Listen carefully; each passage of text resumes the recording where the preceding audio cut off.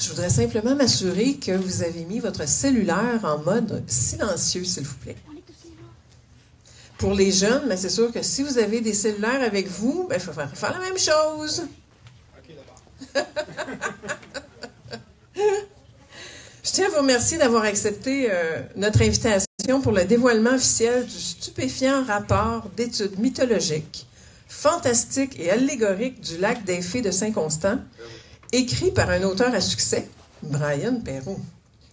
Je vous explique rapidement le déroulement de l'activité, étant donné qu'on est en direct, c'est important. Donc, tout d'abord, Monsieur le maire, que vous connaissez, va prendre la parole. Par la suite, pour les invités, c'est important que vous le sachiez. Vous avez remarqué qu'il y a quand même près de 70 élèves avec nous aujourd'hui. Ils sont du sixième année du primaire de l'école Vinet-Souligny et nous sommes en lien avec les élèves de 5e et 6e année des écoles primaires Aquarelle Armand-Frappier, Félix Leclerc et Vinet-Souligny également. Ils participeront dans les prochaines semaines à une activité de médiation culturelle en lien avec le livre de Brian Perrault. Donc, par la suite, l'auteur, M. Perrault, vous lira un extrait de son étude et les élèves des 3 écoles pourront poser des questions qui ont déjà été attribuées dans chacune des classes à tour de rôle. Nous pourrons garder du temps à la fin pour des questions des adultes présents. Il y aura également une période de dédicace pour les gens qui le désirent. Évidemment, on a des extraits du livre qui sont disponibles, puis les jeunes auront tous leur volume avec eux. Sans plus tarder, je vous invite à accueillir Monsieur le maire, Jean-Claude Boyer.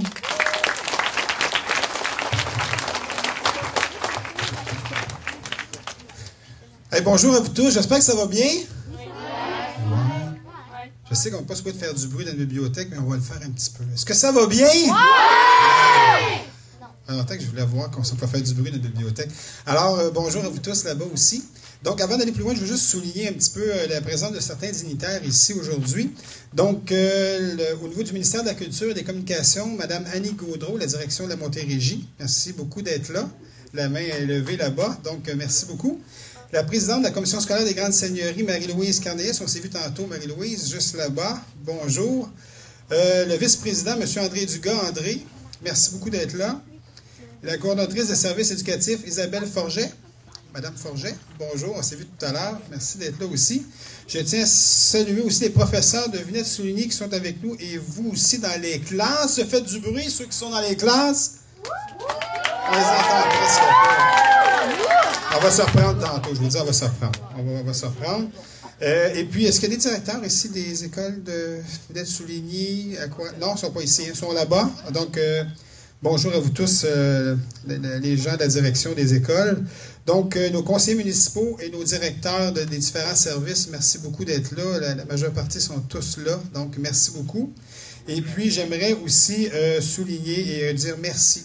Merci à l'équipe des loisirs, des communications, de la bibliothèque, de l'informatique pour ce beau lancement. C'est un lancement extraordinaire. Pour moi, c'est une journée vraiment spéciale aujourd'hui. C'est un projet qui est né il y a 1 an et demi à peu près, et puis qui aura des développements extraordinaires. On va écrire des lignes. Je vais essayer de maintenir à ça pour ne pas être trop long, parce que c'est pas moi que vous êtes venu entendre aujourd'hui, c'est M. Perrault. Donc, quel beau projet, n'est-ce pas? Faire rêver les Constantins, c'était le but de ce projet-là. Qu'on puisse aller dans l'imaginaire. Vous savez, Saint-Élie-de-Caxton a Saint-Lutin. Hein, vous savez, la traverse de Lutin qui est né là-bas avec le chanteur et le compositeur Fred Pellerin. Nous avons, nous, de notre côté ici, les fées avec notre lac des fées. C'est le début, car les prochaines étapes entourant le lac des fées seront très spectaculaires. Vous allez voir, au niveau du lac, qu'est-ce qui va se produire, au niveau de toute la réalité virtuelle augmentée, les sentiers qui prendront place, une fontaine et tout ça. Tout l'aménagement, ça va vous être dévoilé au fur et à mesure. On rentre vraiment dans cette période-là, mais la première étape était vraiment d'avoir ce livre-là, ce lancement de livre, et puis expliquant toute la mythologie du lac des fées, qui vous sera expliquée pas mal mieux que moi par M. Brian Perrault. Donc, j'aimerais remercier aussi la Commission scolaire des Grandes Seigneuries et au ministère de la Culture et des Communications, et surtout à vous, les enseignants, de nous aider à partager l'imaginaire, la lecture et l'histoire à nos jeunes. Donc, c'est vraiment, vous allez vraiment participer à tout ça, puis c'est extraordinaire. Et là, on va faire du bruit par école, parce qu'on va demander à votre gang là-bas aussi. Donc, j'aimerais que les gens et les jeunes de l'école Félix Leclerc, faites-vous entendre, s'il vous plaît. Est-ce qu'on les entend? On les entend pas. C'est ça. Eux autres, ils nous voient, nous entendent. Non, ils nous voient. Donc, ils font du bruit là-bas. Fantastique. C'est ce qu'on nous confirme. OK, ben on va continuer pour voir. Venez de souligner, est-ce qu'on peut faire du bruit? Est-ce qu'on nous entend aussi? Aussi? Non, mais il y a un petit problème, mais On les voit pas, mais ils nous voient. on nous assure qu'ils nous Non, entendent. c'est ça. On n'a pas leur son. Non, eux autres, on l'a pas, on n'est pas capable. Mais eux autres, ils nous entendent, par exemple. Oui. À l'aquarelle, par exemple, on est capable de les voir. À l'aquarelle, on est capable de les voir et les entendre. On va faire un test. On les voit ici. Donc, les gens de l'aquarelle et Armand Frappier, faites-vous entendre là-bas, s'il vous plaît? Regardez, on les voit. C'est sûr qu'ils se font entendre. C'est extraordinaire. OK. En tout cas, c'est beau. Moi, je ne les ai pas entendus, mais je pense qu'ils les entendent là-bas. Stéphane, il est content. Regarde, ils sont là. Fantastique. Je suis sûr que ça écoute. Hey, vous pouvez leur faire le bye-bye? Ben oui, faites-le des babayes.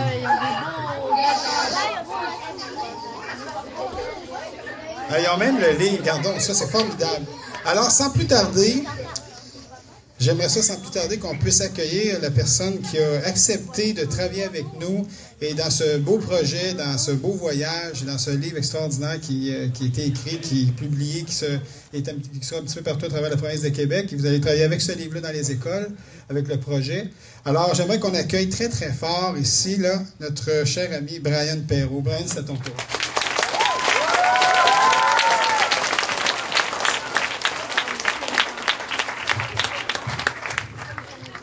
Et bonjour tout le monde. Bonjour. Je vais l'enlever comme ça.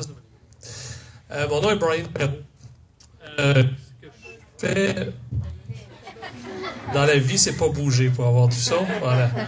Ce que je fais dans la vie, moi, je suis d'abord un auteur.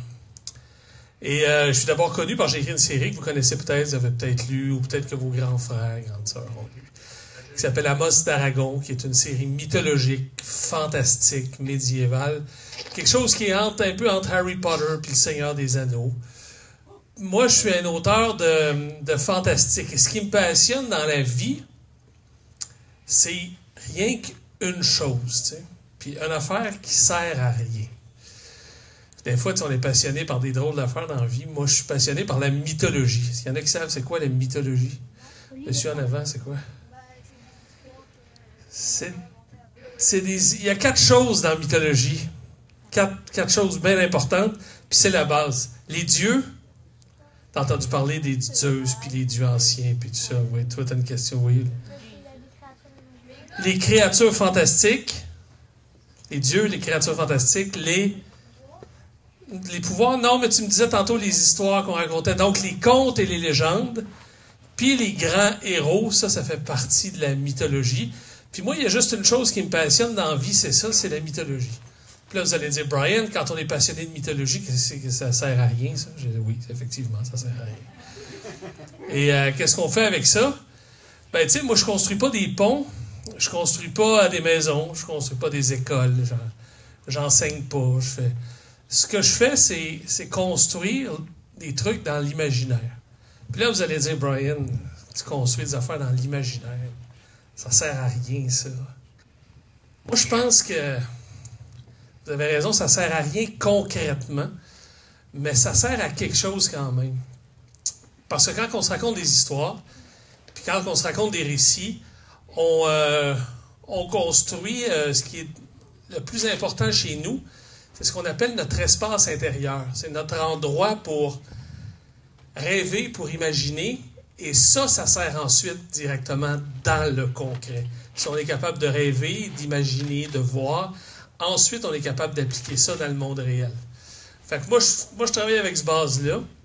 Ma passion, c'est la mythologie. Fait que ma passion, tu l'as dit, toi, hein, c'est les créatures fantastiques. Hein? Savais-tu que moi, mettons mes études, là, j'ai étudié, moi, le loup-garou dans la tradition orale du Québec. Fait que je suis un spécialiste, mettons, des loups-garous. Savais-tu ça? Tu savais pas ça, hein? Non, hein? Tu sais à quoi ça sert, ça? À rien. Encore une fois. Ça, absolument rien. Mais je m'intéressais à la bête présente dans l'homme. Et puis toutes ces affaires-là, pour mieux raconter des histoires ensuite. Puis il y a 1 an et demi, les gens de la ville de Saint-Constant m'ont appelé, Nancy en arrière, qui est là. puis avec votre mère, me disant, on a un lac ici, puis on pense qu'il y a des filles dedans. T'sais. Fait que tu viendrais-tu voir si ça se peut? Fait que je suis venu avec d'autres mondes, puis on a regardé, puis on a fait des tests, puis on a regardé, puis j'ai regardé dans la mythologie, puis les contes, et puis les légendes, et puis tout ça. Puis on est arrivé à ce livre-là, qui dit que, oui, en effet, les fées existent ici, et elles sont présentes. Puis là, la question que vous allez tous me demander, c'est, ils existent pour vrai? Ouais. Ouais. On peut en toucher puis en voir? Non. Puis là, je le vois dans ta face, toi, avec les lunettes. Là, tu me regardes. T'as envie de me demander, Brian, c'est donc bien niaiseux ce que tu dis là. Je sais, je le vois dans ta face. T'es-tu en train de nous dire que les affaires qui n'existent pas existent en même temps qu'ils n'existent pas? C'est ça que tu te poses comme question, hein? Ben, tu sais quoi? C'est brillant, parce que c'est vrai. Parce que les choses n'ont pas besoin de matérialité pour exister. Ça veut dire matérialité. La matérialité, c'est ça. C'est le bas, c'est le problème de micro aussi, c'est le problème matériel, c'est le micro-change, puis c'est... Ça marche? Yes. Les choses n'ont pas besoin de matérialité pour exister. Puis là, vous allez me dire, Brian, donne-nous un exemple. Ben, l'électricité. L'électricité, ça ne peut pas se mettre dans une petite boule puis se lancer, puis ça n'a pas de matérialité. Savez-vous quoi? Vous ne pouvez pas voir l'électricité. L'électricité statique, vous ne pouvez pas le voir. Ça ne sent pas, ça n'a pas d'odeur, ça n'a pas de couleur, c'est rien. Sauf que, si vous mettez les 2 doigts dans le plug électrique, vous allez comprendre que ça existe pour vrai. Puis très rapidement. Fait que voyez-vous, les choses n'ont pas besoin de matérialité pour exister. L'électricité en est un exemple. Marie Curie, la radiation. Vous regarderez ça, la radiation, c'est incolore, inodore, machin. Et pourtant, il y a quelque chose là qui existe, qui vibre, qui fait quelque chose, puis qui a un impact. Puis vous allez dire que je suis peut-être un peu bête, mais je pense que moi, les fées de Saint-Constant existent véritablement, mais qu'elles n'ont pas de matérialité. Et quand on croit en groupe de plus en plus à une chose, ben ces choses-là existent et finissent par exister dans un lieu. Et c'est pour ça qu'on a fait un livre pour expliquer d'où ça vient, la mythologie et tout ça. C'est pour ça qu'il va y avoir d'autres projets autour de ça, parce que les fées sont un excellent exemple de tout ce qui est bon à suivre dans la vie. Le respect de l'autre, le respect de la nature, le respect des différences, puis chacun a une fonction dans la société, puis tout ça. Puis tout ça est là, puis une histoire, puis quelque chose aussi sur notre mythologie, parce que vous savez que quand on vient d'autres pays, puis quand on vient d'autres endroits, tout le monde voit le monde de façon différente et se l'explique par des histoires de façon différente. Ben nous, ça, c'est notre façon à nous, dans ce coin de pays ici, dans ce coin du monde, de parler de notre imaginaire, de notre histoire et de comment nous, on voit le monde. Voilà. Et c'est pour ça et dans ce sens-là qu'on l'a écrit. Est-ce que j'ai une période de questions, apparemment? Est-ce que vous avez des questions? C'est là qui coordonne ça. C'est les questions de la salle? Alors, questions de la salle.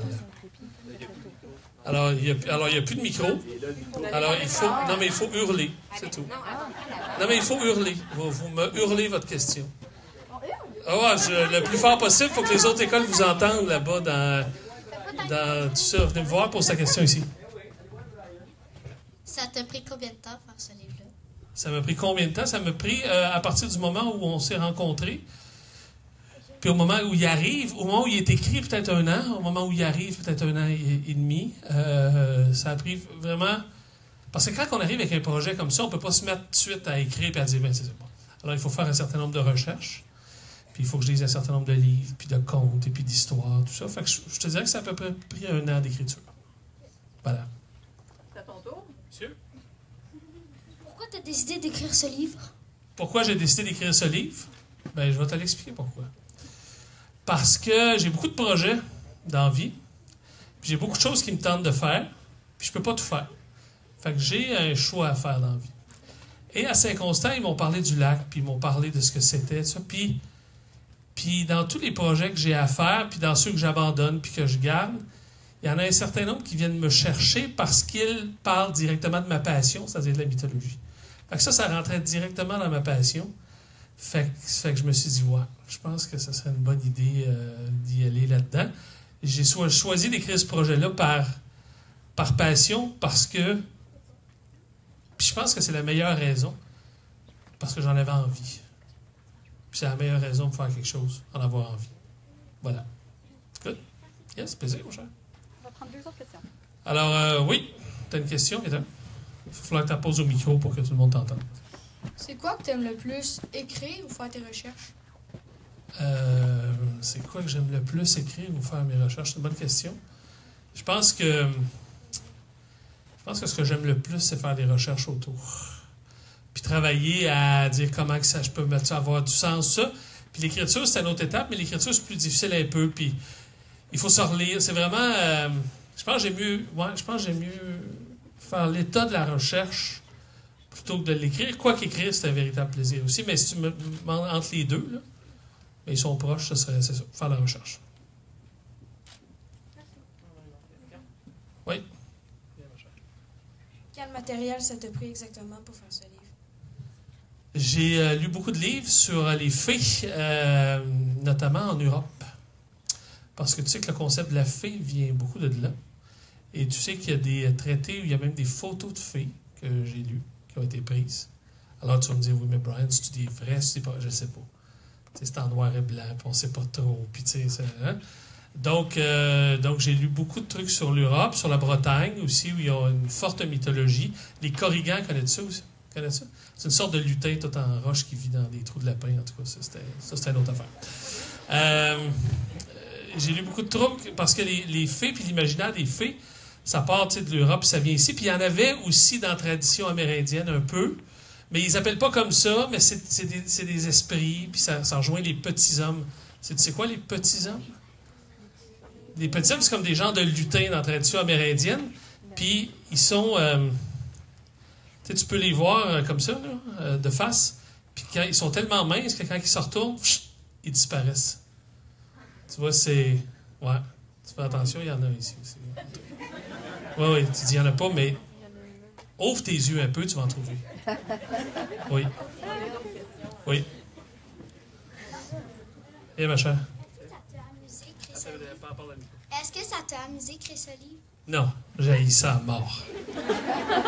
Je me dis, ah non, faut encore que j'écrive sur le Mike Left, c'est inconstant. J'ai pas envie d'y revoir. Puis là, j'ai signé mon contrat, puis je suis pogné pour les écrire. Non, franchement, j'ai adoré ça. J'ai adoré ça. Pourquoi? Tu sais pourquoi? Parce que c'est ma passion dans la vie. Fait que quand c'est notre passion dans la vie, toi, c'est quoi? Toi, c'est la cuisine. Fait que si toi, c'est la cuisine, la passion dans ta vie, fait que quand tu cuisines, ben c'est sûr que ça te tente. C'est sûr que tu ne trouves pas ça long. C'est sûr que les heures passent vite. Fait que c'est un peu la même chose avec moi quand je travaille avec la mythologie. Voilà. Monsieur? Pourquoi tu t'es attiré vers les filles? Pourquoi je suis attiré vers les fées? Parce que quand j'étais plus jeune, la fée Clochette, moi, la trouvais cute. Avec cette, tu sais, dans les vieilles émissions, avec cette petite robe verte, là, qui... Puis là, je me suis dit... Comment? C'était dans Peter Pan, ça. Ouais, la fée. Ben non. Parce que j'ai beaucoup travaillé sur les lutins. Puis dans la tradition québécoise, puis les Korrigans, puis tout ça. Puis sais-tu quoi? Il y avait, au niveau de la mythologie, très peu de fées au Québec. Très peu d'histoires de fées. Très peu de contes qui mettaient en lien des fées, tout ça. Puis je me suis dit que ce serait... Wow, une fantastique façon de me plonger sur un personnage qui était un personnage, une créature fantastique, qui n'était pas vraiment présente au Québec. Par exemple, les loups-garous, il y en a partout. Tu sais, je peux te dire, puis même j'ai des noms de personnes. Mais les fées, non. Fait que ça me permettait, moi, d'explorer ma passion sur les créatures fantastiques, mais d'une autre façon, en travaillant à une autre créature. C'est pour ça. Voilà, plaisir, mon cher. Question?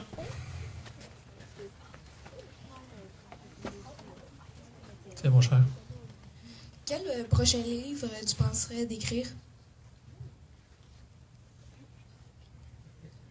Les Fées 2. L'attaque sanglante de la fée qui tue les enfants de Saint-Constant. Pour détruire le mythe.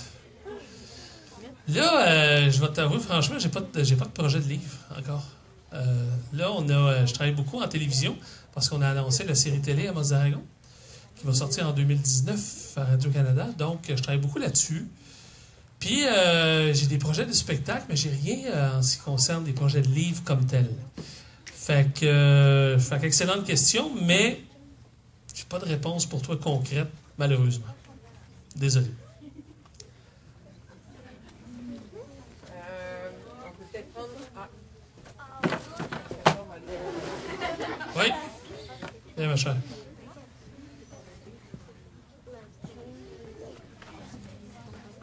C'est quoi qui a fait que tu commences à écrire des livres sur la mythologie? Bon, ça, c'est toute une histoire. Moi, c'est quoi? J'aimais même pas lire jusqu'à l'âge de 14 ans. J'avais pas lu grand-chose jusqu'à l'âge de 14 ans. Puis à 14 ans, là, c'est ce qui est arrivé? Il y a une professeure, qui m'a obligé à lire. Ça, c'est fatigant. Je la détestais. Puis on faisait des périodes de bibliothèque. Tu sais ce que je faisais, moi, dans les périodes de bibliothèque? Je me trouvais un coin pour aller dormir. Tellement ça me tentait pas. Puis elle m'a obligé à prendre un livre, puis j'ai lu Le mystère du triangle des Bermudes. Tu sais quoi, ça? Oui. Non? Ça raconte l'histoire du triangle des Bermudes. C'est dans la mer, là, dans l'Atlantique, près justement des Bermudes. Puis apparemment qu'il y avait des bateaux qui disparaissaient, puis les extraterrestres venaient chercher des bateaux. J'avais 14 ans. Puis j'ai fait « Wow! My God! » Les extraterrestres, les bateaux. C'était un peu n'importe quoi comme livre, mais l'histoire était bonne, tu sais. Puis j'y ai cru jusqu'à un certain moment. Puis après ça, j'ai commencé à m'intéresser à la mythologie. Puis c'est quand j'ai fini mes études en théâtre, où on étudiait le théâtre grec, parce que les Grecs parlaient beaucoup de leur mythologie dans leurs pièces de théâtre, que j'ai commencé plus précisément à m'intéresser aux contes, aux légendes, aux mythologies. Puis c'est rapidement, après mes études, devenu une passion. Puis que j'ai fait mon mémoire en littérature après mes études en théâtre sur le loup-garou, tu vois. Fait que ça a commencé par un livre quand j'avais 14 ans, puis comme une graine que tu sèmes, puis à un moment donné, ça pousse, puis là, ça s'est mis dans vingtaine à avoir des feuilles, puis à grandir, puis voilà. C'est ça. Ça répond à ta question? Good. On va prendre une dernière question. Oui, monsieur? Depuis combien de temps vous écrivez des livres? Depuis combien de temps j'écris des livres? J'ai commencé à écrire à l'âge de 24 ans. Et là, j'ai 32. Ça veut dire que ça fait à peine quelques années. J'ai 49, je vais avoir 50 cet été. C'est-tu assez déprimant, ça? Oui, je suis vieux, je le sais. Je me regarde le matin, je me vois. Tu sais, j'avais cette face-là avant, là. Puis là, j'ai cette face-là. T'imagines-tu qu'on le voit pas? Ça va faire 25 ans que j'écris des livres. Ouais. Ça fait à peu près 25 ans. Puis j'en ai écrit en 25 ans. J'en ai écrit 38. Quand même, hein? Ça, c'était une bonne moyenne, hein?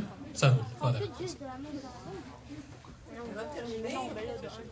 Avant de terminer, on pourrait peut-être en profiter pendant que l'auteur est ici. Est-ce qu'il y a des questions de la part des adultes, de notre public, au fond? Les autres, ils n'ont jamais de questions, ils font semblant d'écouter. Tu sais. C'est les plus gênés, hein? Ils sont timides. Ils rentrent au café. Puis Ah! On a Félix Leclerc!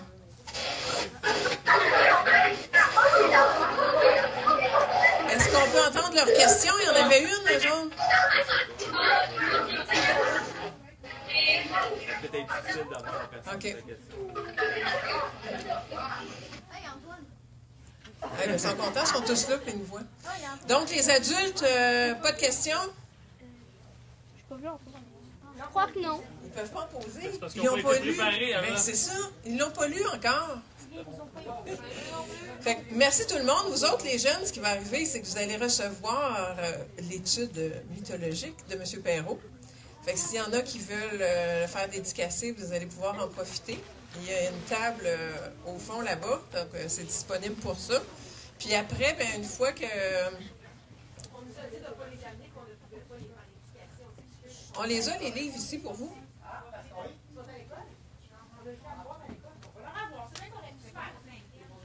Vous allez en avoir 2 copies.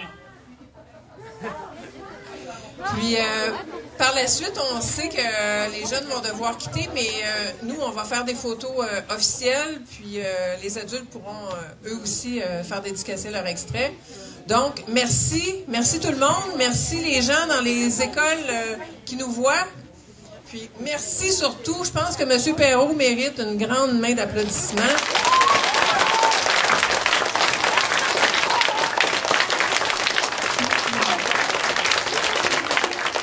Vous pouvez évidemment vous procurer le livre à la bibliothèque, qui est en location. Ils ont plusieurs exemplaires, puis il est disponible dans les grandes librairies partout au Québec. Merci!